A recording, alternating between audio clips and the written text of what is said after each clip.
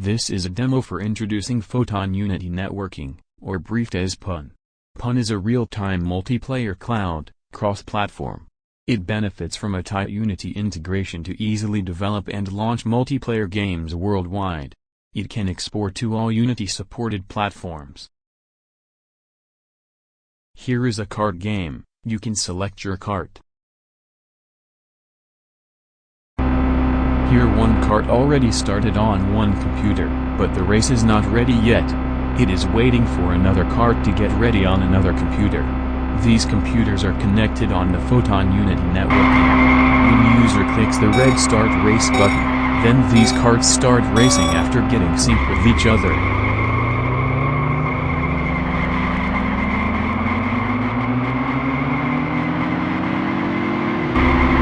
This is the Another Karts view window. The top left of the window shows a sign of waiting for race to start in white color. As soon as user clicks the red-colored Start Race button in the first kart window, the white waiting sign disappears and the two karts from two different computers sync with each other via the Photon Unity Networking.